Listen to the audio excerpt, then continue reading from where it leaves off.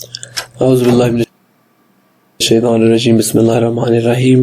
Judicial system of اسلام کے lecture کے ساتھ محمد Murtaza is once again here with you.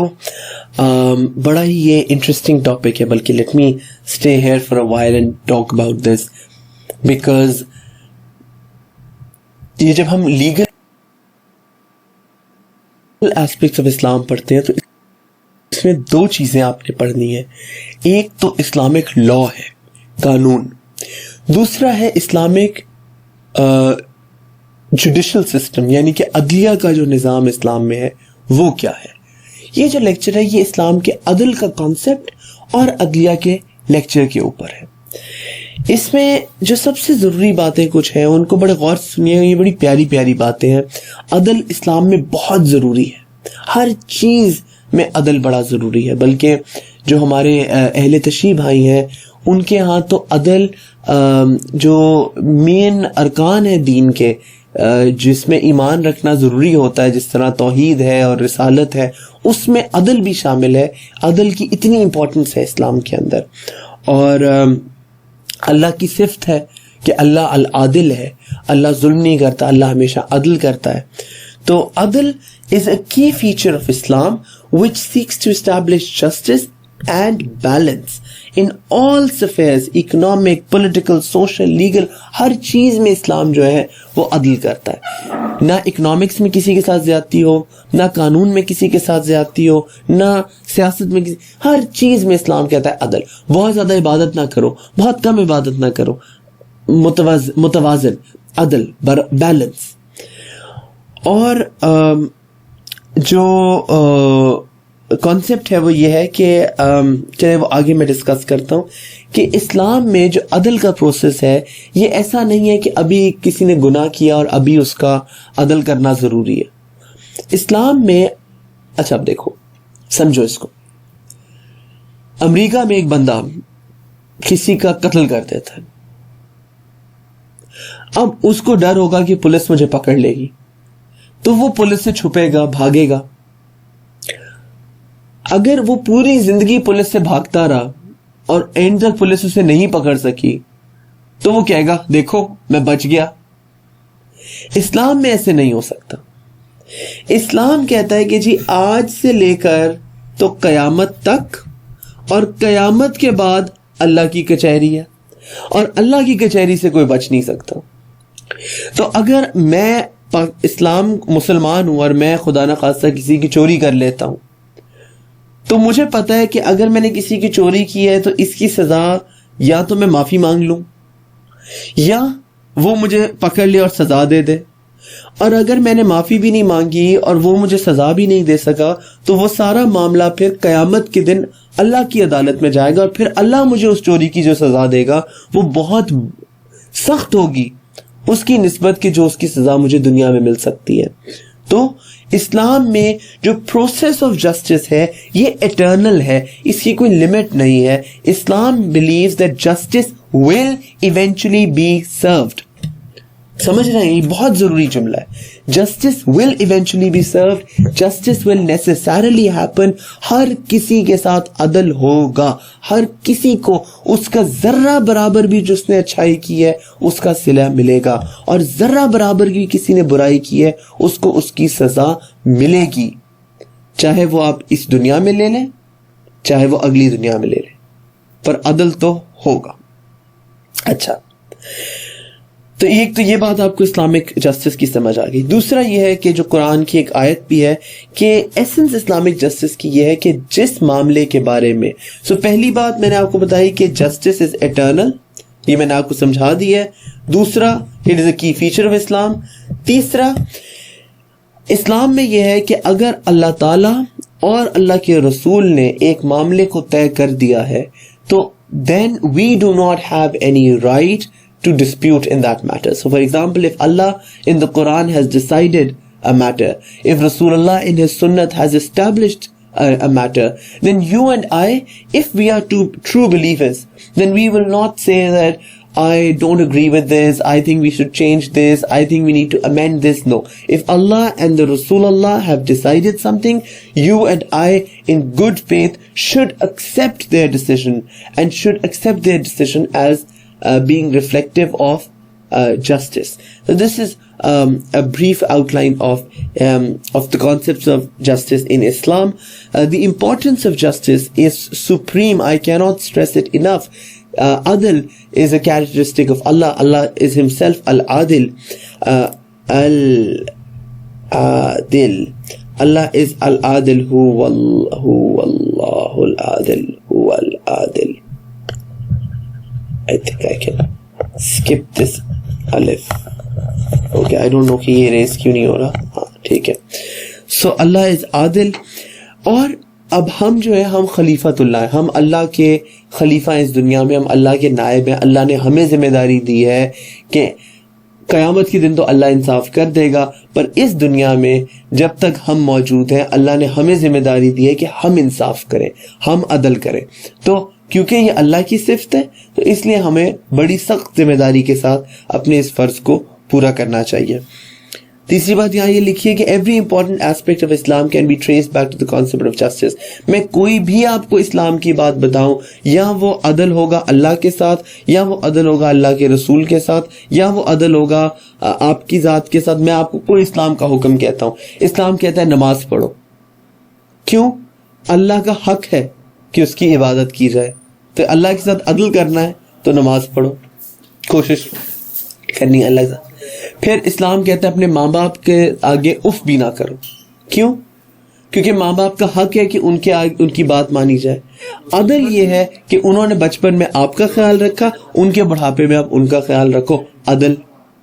پھر اسلام کہتا ہے کہ اپنی صحت کا خیال رکھو, کوئی ایسا کام نہ کرو جس سے تمہاری صحت خراب ہو. کیوں؟ کیونکہ تمہاری جسم کا حق ہے تمہارے اوپر, جسم جو ہے وہ آپ کا اتنا ساتھ دیتا ہے, تو عدل یہ ہے کہ آپ اپنے جسم کا خیال رکھو. تو اسلام میں جو بھی چیز آپ دیکھو گے, it can always be traced back to the concept of justice. And lastly, justice is a transcendent duty that falls on everyone from an individual to the state and its functionaries. یعنی کہ اگر گھر کے اندر ایک 15 سال کا لڑکا ہے, اس کی بھی ذمہ داری ہے کہ وہ جہاں تک کر سکے اپنی زندگی میں عدل کرے, اپنی پڑھائی کے ساتھ عدل کرے, اپنے استاد کے ساتھ عدل کرے, اس کے سامنے کوئی معاملہ آتا ہے اس معاملے میں عدل کرے. اس گھر کا جو سربراہ ہے, جو بڑا ہے, جو ماں ہے یا جو باپ ہے, اس کی ذمہ داری ہے وہ سارے بچوں کے بیچ میں عدل کرے. بندہ ہے تو وہ اپنی بیوی کے ساتھ عدل کرے, بیوی اور ماں کے بیچ میں عدل کرے. بیوی ہے تو وہ اپنے ہسبینڈ اور اپنے باقی جو گھر والے ان کے بیچ میں عدل کرے. ہر کسی کی ذمہ داری ہے کہ وہ عدل کرے. گھر کے لیول سے اوپر آتے ہو تو ججز کی ذمہ داری ہے سب سے بڑی کہ وہ جب مسند پہ بیٹھے ہوئے ہیں اور جج بنے ہوئے ہیں تو وہ عدل کریں.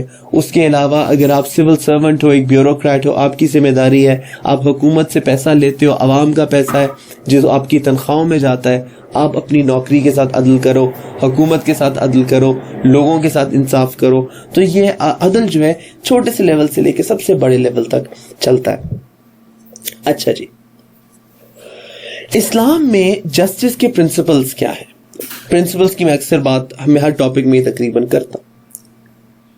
اسلام enjoins many principles of natural justice such as ابھی میں نے ایک لسٹ بنا دی ہے کافی سارے پرنسپلز جو آج لا میں بھی شامل ہیں اور اسلام میں بھی شامل ہیں.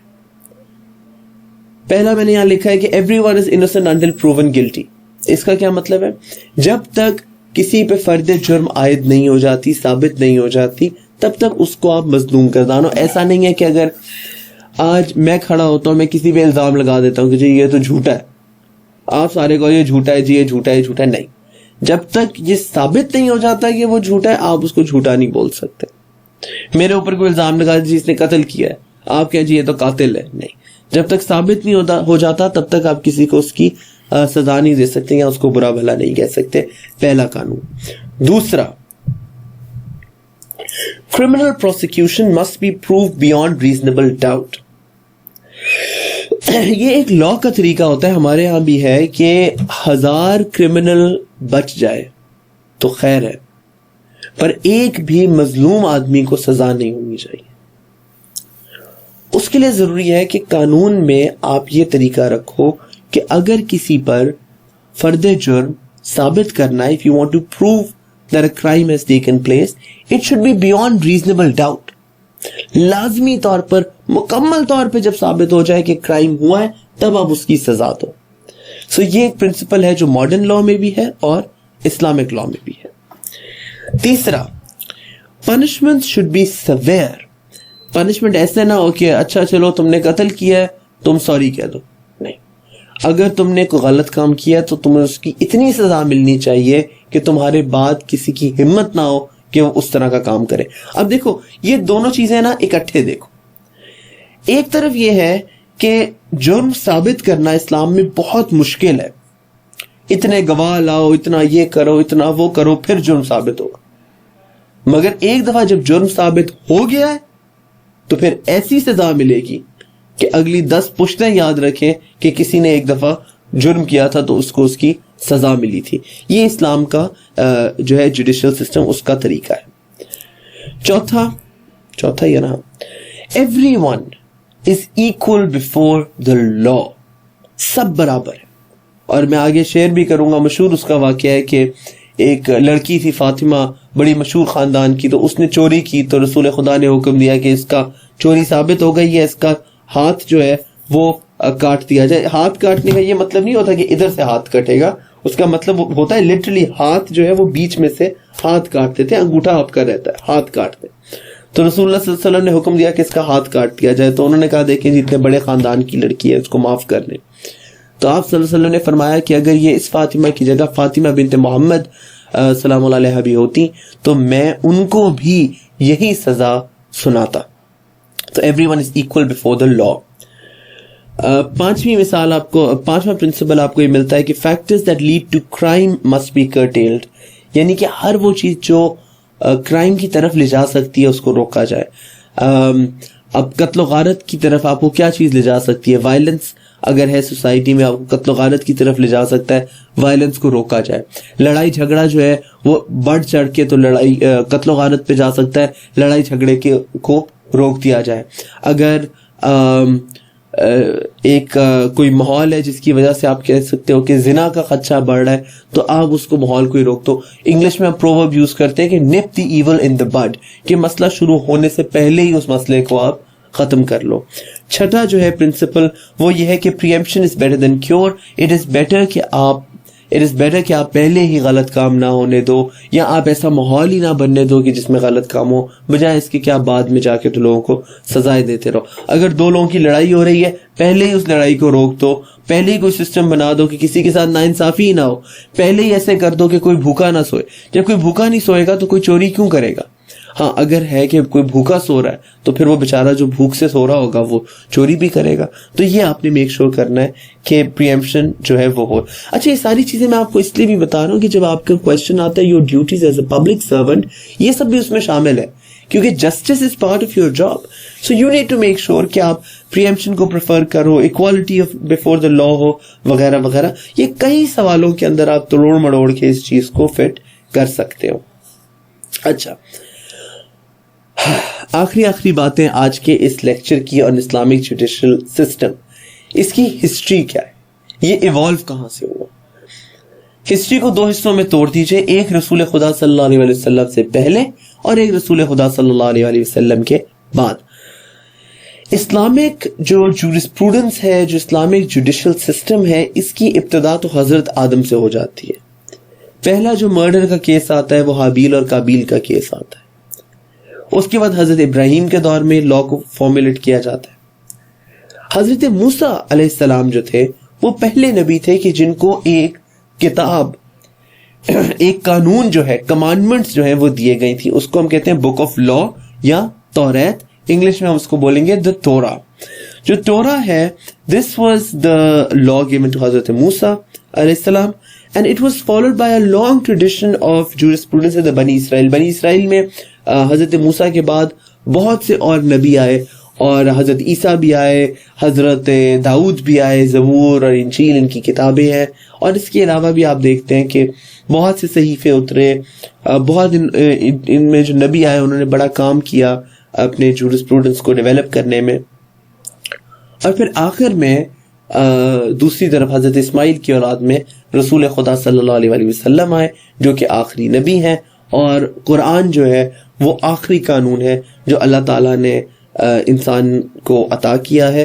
اور یہ اسلامک جوڈیشل سسٹم کی جو پہلے تھا چینج ہوتا رہتا تھا، پر قرآن آنے کے بعد اور رسول خدا کے آنے کے بعد یہ چینجز کا جو سسٹم ہے یہ رک گیا، اور اسلام کو قانون جو ہے اس کو پرماننس مل گئی.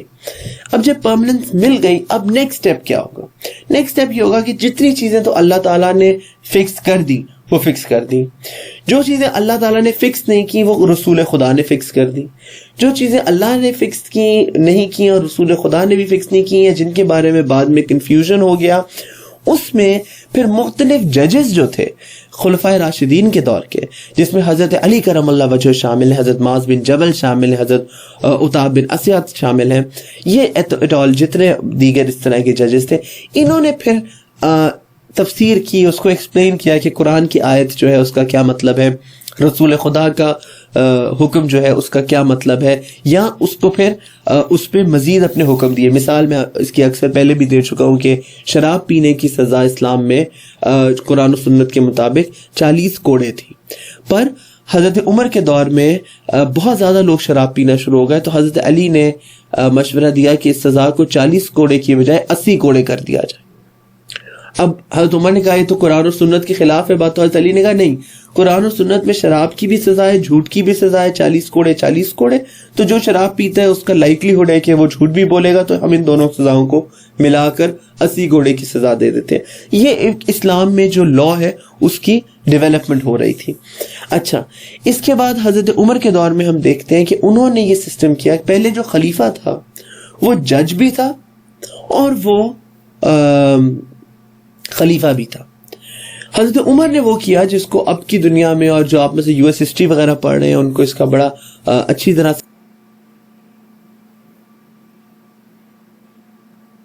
اندازہ ہوگا. It's called the separation of powers. Montesquieu یا کس نے، مونٹیسکیو تھا میرے خیال سے جس کا یہ کانسیپٹ تھا سیپریشن آف پاورز کا. حضرت عمر نے سیپریشن آف پاور کر دی کہ خلیفہ علیحدہ ہوگا اور جج علیحدہ ہوگا، اور جج کا جو نام تھا انہوں نے رکھا قاضی. اور اس کے بعد ایک فقہا کا ایک ٹریڈیشن سٹارٹ ہو گیا جس میں بڑے بڑے نام آئے، جو بڑے بڑے مشہور قاضی تھے ان کے نام آئے.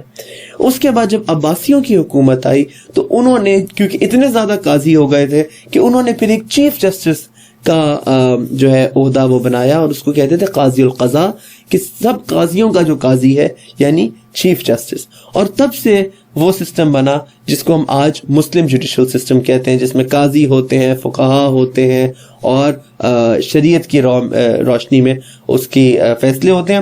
جو اسلامک لا اس جوڈیشل سسٹم میں اپلائی کرتا تھا، اس کے لیے ہم اگلا ایک اور لیکچر کریں گے، سورسز آف اسلامک لا یا اسلامک لیگل، اس کے اوپر ہم ایک پورا کا پورا کر لیں گے کہ سورسز آف اسلامک لا کیا ہے، حد، تعزیر وغیرہ، وہ ہم اس کے اندر انشاءاللہ ڈسکس کر لیں گے. تو اگلے جو اس کے پوائنٹس ہیں وہ انشاءاللہ اگلے پارٹ آف دی لیکچر میں کرتے ہیں. اسی لیکچر کا اگلا پارٹ، اس میں ملتے ہیں. السلام علیکم. اسلامک جوڈیشل سسٹم کی وہ تو ہم نے کر لی، ہم نے اس کے پرنسپلز دیکھ لیے، ہم نے اس کی ہسٹری دیکھ لی، ہم نے اس کا ایوولوشن دیکھ لیا، اس کی امپورٹنس دیکھ لی. کچھ ایکسٹرا باتیں ویسے ہی کر لیتے ہیں، ہو سکتا ہے کسی جگہ پہ کام آ جائے. پہلی تو یہ کہ ایک نوانس ہے، ایک بڑی نازک سی صورتحال ہے کہ اسلامک جوڈیشل سسٹم کا، اس کا میں کلر بدل دیتا ہوں. اسلامک جوڈیشل سسٹم جو ہے اس کا جورسڈکشن کیا ہے؟ جورسڈکشن کا مطلب یہ ہے کہ یہ اپلائی کہاں کہاں کرتا ہے. اس کا جواب یہ ہے کہ although the jurisdiction of Islamic judicial system, Islamic law is universal. Universal یعنی کہ دنیا کی ہر جگہ پہ اور ہر وقت میں. 1400 سال پہلے جب رسول خدا یہ قانون لے کے آئے، تب سے لے کر قیامت تک ہر جگہ ہر وقت اسلامک لا اپلیکیبل ہے. اگر آج ایک انسان جو ہے وہ چاند پہ چلا جاتا ہے اور وہ کہتا ہے کہ میں کس قانون کو فالو کروں، تو وہ وہاں پہ بھی اسلامی قانون فالو کر سکتا ہے. آپ پاکستان میں ہو, آپ امریکہ میں ہو, آپ رشیا میں ہو, کہیں پہ بھی ہو, you can always follow Islamic law. Jurisdiction of Islamic law will apply because Islam is a universal religion. However, Islamic law enforce صرف اس جگہ پہ ہو سکتا ہے جہاں پر اسلامک گورنمنٹ ہو یا مسلمانوں کی حکومت ہو. جہاں پہ ریٹ آف اسلامک کورٹس ہوگی, صرف وہاں پہ اسلامک لا جو ہے یہ انفورسبل ہوگا. تو پہلی شرط اسلامک لا کی جورسڈکشن کی ہے کہ writ of the Islamic courts Islamic government ہو. دوسری شرط ہے کہ matters pertaining to Muslim interest, معاملات جن کا مسلمانوں سے تعلق ہو. اچھا, میں نے اس میں یہ نہیں لکھا میٹرز پرٹیننگ ٹو مسلمز, یہاں پہ میں روک بھی سکتا تھا مگر نہیں, میں نے لکھا ہے مسلم انٹرسٹ. ایون وہ معاملات جن میں مسلمان انوالو نہیں ہے, مثلاً ہو سکتا ہے 4 یہودی اور 1 مسلمان کا آپس میں مسئلہ ہو. اب کیونکہ اس میں ایک مسلمان شامل ہے اس لیے وہ اس پہ اسلامک جورسڈکشن جو ہے اسلامک لا کا وہ اپلائی کر سکتا ہے. پر اگر 4 یہودیوں کا آپس کا معاملہ ہے, 4 عیسائیوں کا آپس کا معاملہ ہے, 4 ہندوؤں کا آپس کا معاملہ ہے, تو اس پہ اسلامک لا اپلائی نہیں کرے گا کیونکہ ان کا آپس کا معاملہ ہے.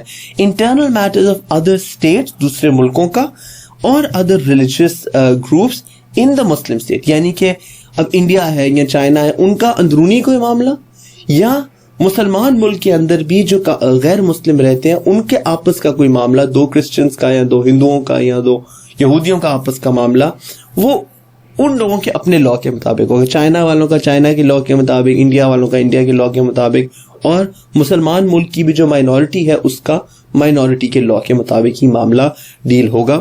اس کی سب سے اچھی مثال ہمیں سلطنت عثمانیہ یعنی آٹومن ایمپائر میں ملتی ہے ان some thing known as the ملت سسٹم. انہوں نے اپنے مختلف گروپس کو ڈفرنٹ ملتس میں ڈیوائڈ کر دیا تھا. تو مثال کے طور پہ دا جوز ور اے ملت, دی عربز ور اے ملت, دا ٹرکس ور اے ملت, اور ہر ملت کا اپنا لیگل سسٹم تھا. سو عربیوں کے اوپر مسلم لا پلس عربک لا اپلائی کرتا تھا, ترکوں کے اوپر مسلم لا پلس ٹرکش لا اپلائی کرتا تھا, یہودیوں کے اوپر جوش لا اپلائی کرتا تھا. یہ ایک ملت سسٹم جو تھا, اور وہاں پہ کورٹس بھی ایسے ہی ہوتی تھی کہ یہودیوں کے لیے یہودی کورٹ, عربیوں کے لیے عربی کورٹ, ترکوں کے لیے ترکی کورٹ. تو وہ ایک ملت سسٹم جو تھا آٹومنز کا وہ تھا.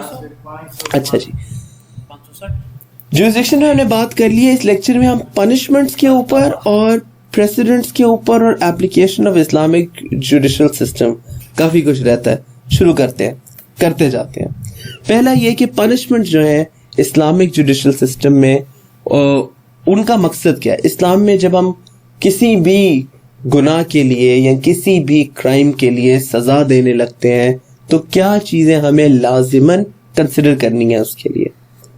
سب سے پہلی جو ہے وہ ہے ڈیٹرنس, یعنی کہ ایسی سزا دی جائے کہ اس کے بعد کسی کی ہمت نہ ہو کہ وہ ایسا گناہ کرے.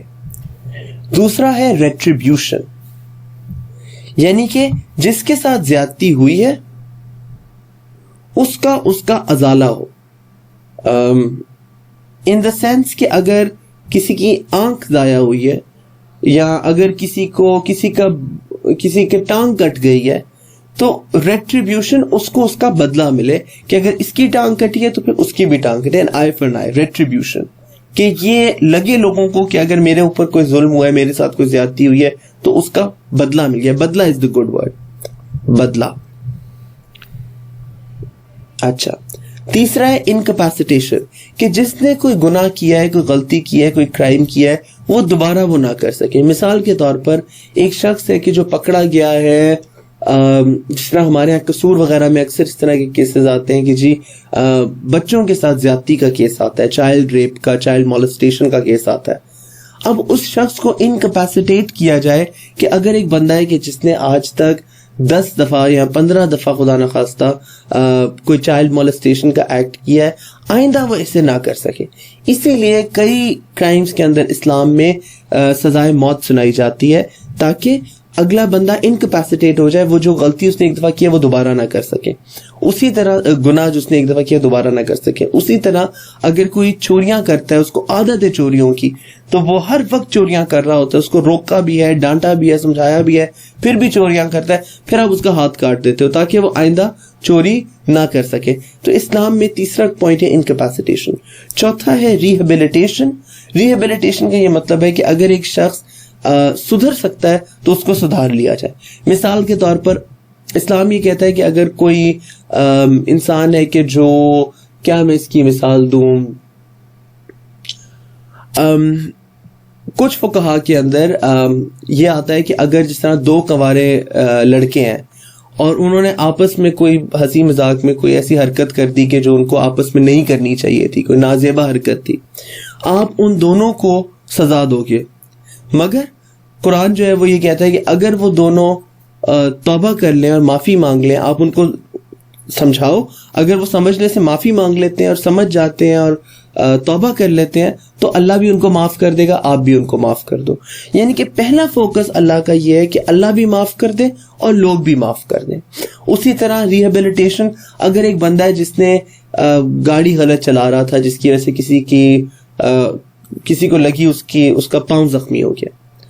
اب حالانکہ ریٹریبیوشن کی اجازت ہے کہ اگر اس کی وجہ سے آپ کا پاؤں ٹوٹا ہے, آپ جواب میں اس کا پاؤں حکومت سے کہو کہ جواب میں حکومت اس کا پاؤں توڑ دے, اجازت ہے اس کی. پر قرآن میں اللہ تعالیٰ جو آیت ہے جس میں یہ قصاص والے آیت آتی ہے کہ an eye for a life for a life, نفسی an نفسی, اور an eye for an eye, an ear for an ear, a nose for a nose, وہاں پہ آگے لکھا ہوا ہے کہ اگر ان کو معاف کر دو اگلے بندے کو تو وہ ایک بہتر ہے. آگے ہم یہ آیت بھی پڑھیں گے, اس میں آپ کو بتاؤں گا کہ اگر معاف کر دو تو بہتر ہے.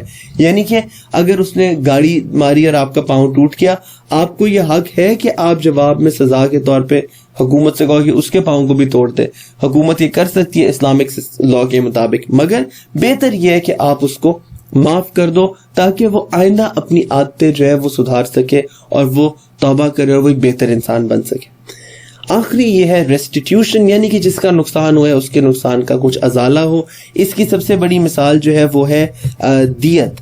یعنی کہ اگر ایک شخص ہے جس سے ایک دوسرے شخص کا قتل کر دیا, مثال کے طور پر ایک بندہ ہے جس کے بچے ہیں, جس کا ایک بچہ ہے. اب یہ بندہ کسی اور سے کوئی غلطی ہوئی یا جان بوجھ کے, پر اس بندے کی جو ہے وہ ڈیتھ ہو گئی. اب جب اس کی ڈیتھ ہو گئی ہے تو اب اس کے بچے کا خیال رکھنے والا کوئی نہیں ہے. اب وہ جس نے اس کو جس کی وجہ سے اس بندے کی ڈیتھ ہوئی ہے, اگر آپ اس کو سزائے موت دے دیتے ہو, اس کو قتل کر دیتے ہو, تو اس بچے کو تو کوئی فائدہ نہیں ہوا سوائے اس کے کہ اچھا ٹھیک ہے بدلہ ہو گیا. اسلام یہ کہتا ہے کہ نہیں, اب اس بچے کے لیے ضروری یہ ہے کہ اگر یہ بچہ یہ کہتا ہے کہ اس کے وارثین لوائقین یہ کہتے ہیں کہ جی وہ بندہ جس نے قتل کیا وہ اس کو معاف کر دیتے ہیں, پر وہ اتنے پیسے دے دے کہ یہ بچہ جو ہے یہ اپنی پوری جو زندگی ہے, تعلیم ہے اور وہ سب ہے, اس کے اخراجات اٹھا سکے, وہ اس کے لیے زیادہ بہتر ہے بجائے اس کے کہ آپ اس بندے کے قتل کے جرم میں دوسرے کو بھی قتل کر دو. یہ پہلے مر گیا تھا, وہ بھی آپ نے مار دیا, دونوں بندے قتل ہو گئے, اور جو بچہ بیچارہ اس غریب کا تھا, یتیم بچہ ہے, اس کا خیال رکھنے والا کوئی نہیں ہے. اس سے بہتر ہے کہ جو ایک ایکسیڈنٹ ہو گیا ہے اس پہ معاف کر دیں, اور جو بندہ جس سے ایکسیڈنٹ ہوا ہے وہ اس کی دیت دے دے, یعنی کہ پیسے دے دے لاس آف لائف کے بدلے میں. ریسٹیٹیوشن یعنی کہ اس کا کچھ نہ کچھ ازالہ ہو جائے, اس کا جو چیز کا نقصان ہوا ہے اس کا. اس کے علاوہ ریسٹیٹیوشن کی اس سے بہتر اگزامپل یہ ہوگی کہ ایک شخص ہے کہ جس کے گھر میں چوری ہو گئی ہے, اگر آپ کو وہ بندہ ملتا ہے تو آپ اس کو سب سے پہلے یہ کہتے ہو کہ یار جس کی آپ نے چوری کیا اس کی پیسے اس کو چیزیں اس کو واپس کر دو. اگر واپس کر دو تو ظاہری بات ہے وہ ایک بہتر چیز ہے, تو جس کے ساتھ زیادتی ہوئی ہے اس کی چیز اس تک واپس پہنچ جائے. یہ ہے ایمز آف پنشمنٹ اسلام کے اندر. اچھا آگے ہم بات کرتے ہیں فیچرز آف پنشمنٹ, کہ پنشمنٹ کیسی ہونی چاہیے. وہ بڑی سادی سی بات ہے, یہ ایک ایک لائن ایک ایک ہیڈنگ بن جائے گی, اس کے نیچے آپ دو جملے لکھو گے, ایک لمبا سا آپ کا پیارا سا آنسر اس میں آ جائے گا. پنشمنٹ اسلام میں انٹینس ہونی چاہیے, سخت ہونی چاہیے, کنسسٹنٹ ہونی چاہیے. ایسا نہ ہو کہ ایک بندے کو سزا ملے, دوسرے کو نہ ملے, تیسرے کو ملے, چوتھے پانچویں کو نہ ملے, چھٹے کو ساتویں کو مل جائے. نہیں, سزا ملنی ہے تو سب کو ملنی ہے، برابر ملنی ہے اور کنسسٹنٹلی ملنی ہے. ہر چور کو پتا ہو کہ چاہے میں وزیر اعظم کا بچہ ہوں یا میں کسی غریب کا بچہ ہوں، مجھے سزا حکومت دے گی تو برابری کے طور پہ دے گی، کنسسٹنٹ ہونی چاہیے. تیسرا پرومپٹ ہونا چاہیے. ایسا نہ ہو کہ آج ایک کرائم ہوا ہے تو اس کا 10 سال اس کا کیس چلتا رہے، پھر 5 سال اپیل چلتی رہے، پھر 10 سال دوبارہ اپیل چلتی رہے. اگر آج کسی نے قانون توڑا ہے، اس کو آج جلد از جلد اس کی سزا ملنی چاہیے. فوراً تو پاسبل نہیں ہوتا، پر جلد از جلد سزا ملنی چاہیے، پرومپٹ سزا ملنی چاہیے. اس کے بعد پاپولرلی اپہیلڈ ہو، یعنی کہ سب کو پتا ہو کہ اس چیز کی یہ سزا ہے. ایسا نہ ہو کہ آپ نے قانون بنایا اور کسی کو پتہ ہی نہیں تھا اس قانون کا. حضرت عمر کے دور میں ایک شخص جو تھا وہ شراب پیتا ہوا پکڑا گیا. اس کو جب لے کے آیا حضرت عمر کے پاس تو حضرت عمر نے کہا کہ تم نے شراب کیوں پی، تم تو مسلمان ہو.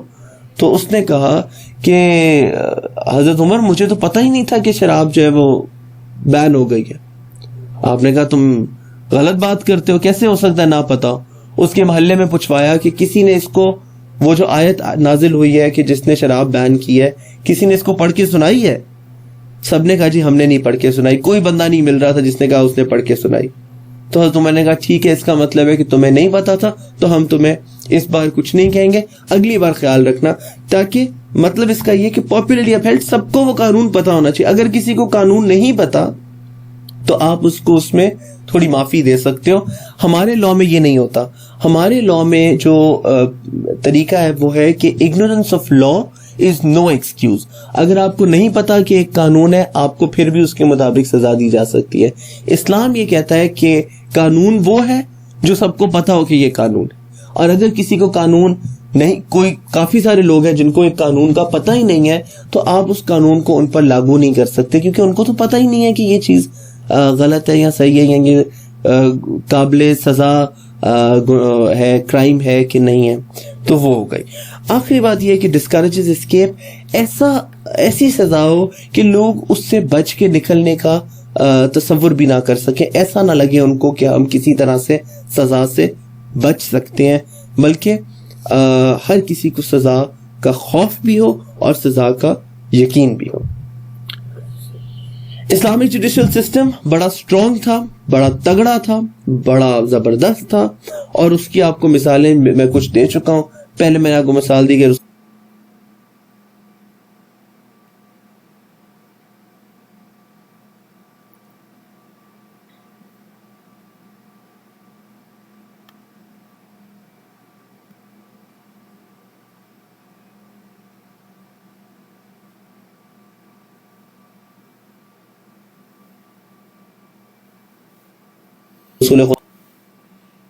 خدا نے کہا کہ اگر میری بیٹی فاطمہ بنت محمد بھی ہوتی تو میں ان کو یہی سزا دیتا. دوسرا، حضرت علی جو تھے وہ خلیفہ تھے، تو ایک یہودی کے ساتھ ان کا ڈس ایگریمنٹ ہو گیا، کورٹ میں چلے گئے. کورٹ میں گئے تو قاضی جو تھا اس نے حضرت علی کو بھی سامنے بٹھایا، یہودی کو بھی بٹھایا، دونوں سے گواہ بلائے.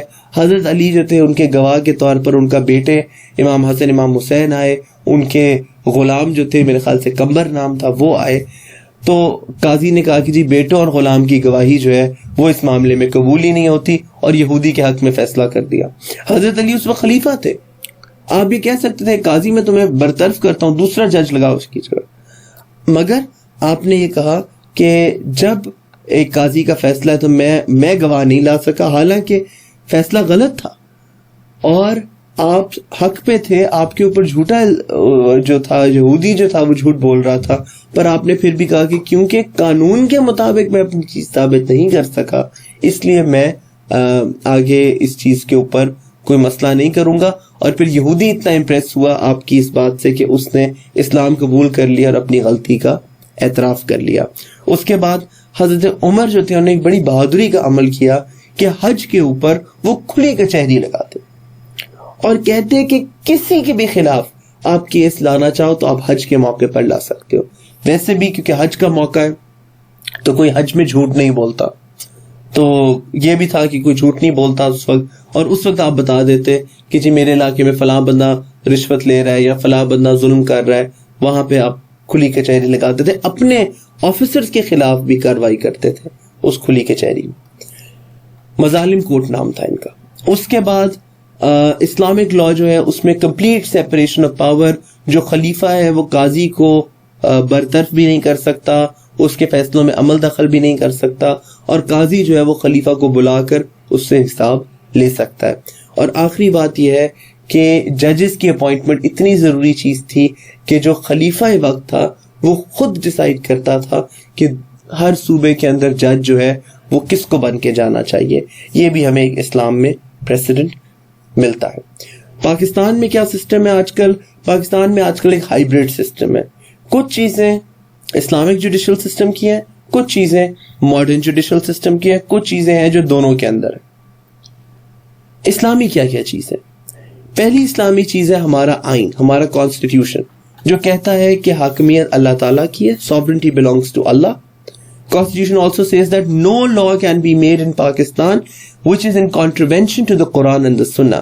Every law that is in Pakistan has to be in agreement with the Quran and the Sunnah, and any law that is against the Quran and the Sunnah, it will be cancelled and it will be struck out, and there's a whole system for that. So our constitution is Islamic.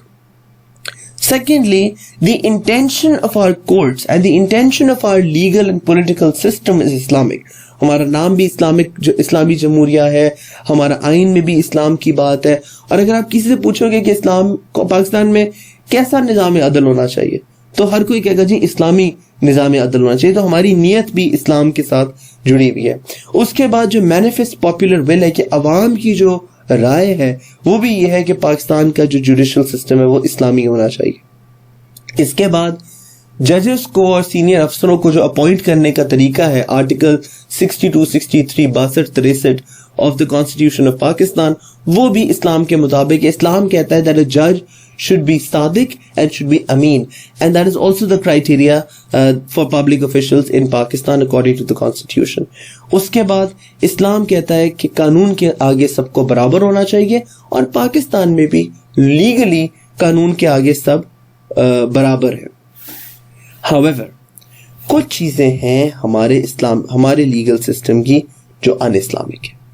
سب سے پہلی یہ کہ جو شریعہ courts ہیں پاکستان میں، ان میں جانا ضروری نہیں ہے۔ کئی معاملات میں آپ شریعہ کورٹ کے بغیر بھی فیصلہ کر سکتے ہو۔ دوسرا یہ ہے کہ شریعت کورٹ علیحدہ ہے، سپریم کورٹ، ہائی کورٹ علیحدہ ہے۔ یہ ایک سسٹم ہونا چاہیے، ساری کورٹس کو ہی شریعت کے مطابق ہونا چاہیے۔ شریعہ کورٹ علیحدہ اور سپریم کورٹ علیحدہ جو ہے، یہ ایک تھوڑی بات عجیب لگتی ہے۔ تیسرا، آپ اس میں یہ پوائنٹ لکھ سکتے ہو کہ جو سپیڈ ہے ہمارے ہاں جسٹس ڈیلیور کرنے کی، کہ عدل جس سپیڈ سے ملتا ہے وہ اسلام کے مطابق غلط ہے۔ اسلام کہتا ہے کہ جسٹس پرومپٹ ہونا چاہیے۔ ہمارے ہاں پیشی پہ پیشی، پیشی پہ پیشی، تاریخ پہ تاریخ، آپ کا 10 15 سال کیس چلتا ہے، پھر اپیل ہوتی ہے، پھر اپیلیں چلتی ہیں، پھر کوئی 10-15 اپیلیں اس کے اوپر چل رہی ہوتی ہیں، جس کی وجہ سے بڑا سلو ہو جاتا ہے جو جسٹس کا پروسیس ہے۔ تو یہ سپیڈ جو ہے یہ ان اسلامک ہے، اتنا سلو پروسیس ہونا۔ تیسرا یہ کہ جو کاسٹ ہے عدل کی، کہ آپ کو وکیلوں کی فیسیں اور کورٹ کی فیسیں اور یہ فیسیں اور پھر رجسٹرار کو پیسے اور اس کو پیسے اور اس کو پیسے، یہ اسلام میں اس کی اجازت نہیں ہے۔ اسلام میں جسٹس جو ہے that needs to be free and accessible to everyone. And lastly, practically before the law, people in Pakistan are not equal. The rich have a different law, the poor have a different law, the powerful have a different law, the weak have a different law. اگر کوئی military کا بندہ آ جاتا ہے، اس کے لیے قانون فرق ہوتا ہے، سویلین کے لیے قانون فرق ہوتا ہے، امیر کے لیے قانون فرق ہوتا ہے، غریب کے لیے قانون فرق ہوتا ہے۔ تو یہ ایکوالٹی ہے، یہ پاکستان میں ہمیں حقیقی معنوں میں نظر نہیں آتی۔ اس پیج کے اوپر I have put all the Quranic وہ ان کو آپ خود ہی ایک نظر دیکھ لیجئے، اور ان کو بلکہ میں I'll quickly read them out. سورہ نمبر 4 verse number 16، سورہ نساء کا verse number 16، who are guilty of indecency punish them both۔ اس میں یہ ہے کہ اگر دو لوگ ہیں، ایک مرد ہے ایک عورت ہے، اور وہ دونوں کچھ غلط کام کرتے ہیں تو دونوں کو سزا ملنی چاہیے۔ ایسا نہ ہو کہ مرد کے لیے فرق سزا، عورت کے لیے فرق سزا۔ جیسا کہ میں نے آپ کو پہلے بتایا کہ اسلام میں ایکوالٹی بیفور دا لا ہے، قانون کے آگے مرد ہو یا عورت ہو، دونوں برابر ہے. اس کے بعد سورہ مائدہ کی 42 آیت ہے کہ جج بٹوین them with justice فاحکم بین الناس بالعدل. Verily Allah loves those who act justly. اللہ ان سے پیار کرتا ہے کہ جو عدل کرتے ہیں. پھر اسی سورت کی جو آیت ہے 545, اگر کوئی ایک آیت ہے جو میں آپ سے کہوں گا کہ اس کی ٹرانسلیشن کم سے کم کوشش کریں کہ آپ کو کچھ حد تک یاد ہو, تو وہ سورہ مائدہ کی آیت نمبر 45 ہے, جس میں اللہ تعالیٰ نے لا آف قصاص بتایا ہے. این آئی فار این آئی جس کو ہم بولتے ہیں کہ ایک زندگی کے بدلے زندگی, اور آنکھ کے بدلے آنکھ, اور ناک کے بدلے ناک, اور کان کے بدلے کان. یہ اللہ کا قانون ہے, اور اگر آپ کو کوئی چوٹ پہنچاتا ہے تو اس کے بدلے اس کا قصاص. یہ قصاص کی آیت ہے, یہ ضرور دیکھ لیں. اس آیت کا پہلے حصے میں قصاص ہے اور دوسرے حصے میں یہ بات ہوئی ہے کہ whoever does not judge by what Allah has revealed, یعنی کہ the Quran is one of the ظالمون, یعنی کہ جو بھی قرآن کے مطابق فیصلہ نہیں کرتا وہ اصل میں ظالموں میں سے ہے. آخری آیت آپ ایک دیکھ لیجئے, سورہ number 36 verse number 58. So judge between the people in truth and do not follow desire as it will lead you astray. فَحْكُمْ بَيْنَ النَّاسِ بِالْحَقِّ. یہ جو ہے یہ ہمارا جو پاکستان کا سپریم کورٹ ہے اس کا بھی موٹو ہے, اور اس کے لوگوں کے اوپر بھی لکھا ہوتا ہے فَحْكُمْ بَيْنَ النَّاسِ بِالْحَقِّ. تو یہ آیت جو ہے اس کے میں نے اس لیے لکھا تھا کیونکہ یہ ہمارے سپریم کورٹ کے موٹو سے ریلیٹڈ ہے. حدیث جو ہے وہ اس میں دیکھ لیجئے کہ if a judge gives a judgment using his best judgment and is correct, then he receives a double reward, and if he uses his best judgment but makes a mistake, then he receives a single reward. یعنی کہ جج کو, آپ کو بھی بحیثیت ہر انسان ہی جج ہے ایک طرح سے کسی نہ کسی معاملے میں, آپ کو ثواب تو ملے گا. اگر آپ محنت سے ایمانداری سے کوئی بھی فیصلہ کرتے ہو تو آپ کو اس کا ثواب ملے گا. اگر آپ ایمانداری سے فیصلہ کرتے اور صحیح فیصلہ ہو جاتا ہے تو ڈبل ثواب, اور ایمانداری سے فیصلہ کرتے اور غلط بھی فیصلہ ہو جاتا ہے آپ کو پھر بھی اللہ ایک ثواب جو ہے وہ ضرور دے گا. اس کے ساتھ آج کا لیکچر ختم ہوتا ہے. السلام علیکم ورحمۃ اللہ.